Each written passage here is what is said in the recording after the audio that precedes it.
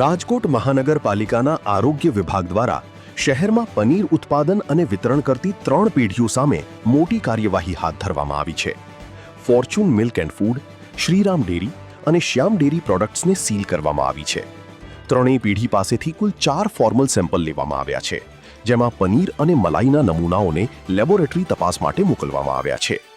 શ્રીરામ ડેરીમાંથી તપાસ દરમિયાન અંદાજે 500 કિલો ફૂગવાળી મલાઈ મળી આવી હતી. આશરે 1,75,000 રૂપિયાની કિંમત ધરાવતી આ મલાઈનો સ્થળ પર જ નાશ કરવામાં આવ્યો હતો. ત્રણેય પેઢીઓને 5,000 રૂપિયાનો વહીવટી દંડ ફટકારવામાં આવ્યો છે અને કુલ 15,000 રૂપિયાનો ચાર્જ વસૂલવામાં આવ્યો છે. સાથે જ ત્રણેયના પ્રીમિસીસ પણ સીલ કરવામાં આવ્યા છે. આ ઉપરાંત શહેરના વિવિધ ઝોનમાં પણ આરોગ્ય વિભાગે સઘન ચેકિંગ હાથ ધર્યું હતું.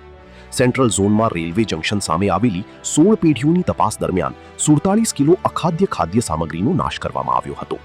હાઇજીન અને સ્ટોરેજની ખામીઓને લઈને એક પેઢીને નોટિસ ફટકારવામાં આવી હતી, તેમજ કુલ 11,700 રૂપિયાનો દંડ વસૂલવામાં આવ્યો હતો. વેસ્ટ ઝોનમાં સાધુ વાસવાણી રોડ વિસ્તારમાં 10 પેઢીઓની તપાસ દરમિયાન 74 કિલો ખાદ્ય સામગ્રીનો નાશ કરવામાં આવ્યો હતો. 5 પેઢીઓને નોટિસ આપવામાં આવી હતી અને કુલ 11,000 રૂપિયાની પેનલ્ટી વસૂલવામાં આવી હતી. જ્યારે ઈસ્ટ ઝોનમાં જામનગર રોડ શીઠનગર ગેટ પાસે આવેલી 12 પેઢીઓની તપાસ દરમિયાન 15 કિલો અખાદ્ય ખાદ્ય સામગ્રીનો નાશ કરવામાં આવ્યો હતો.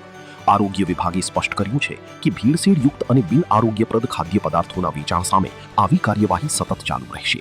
સાંજ સમાચાર ફેસબુક પેજને લાઇક કરો, વિડીયો શેર કરો અને વધુ વિગતવાર સમાચાર માટે sanssamachar.net વિઝિટ કરો.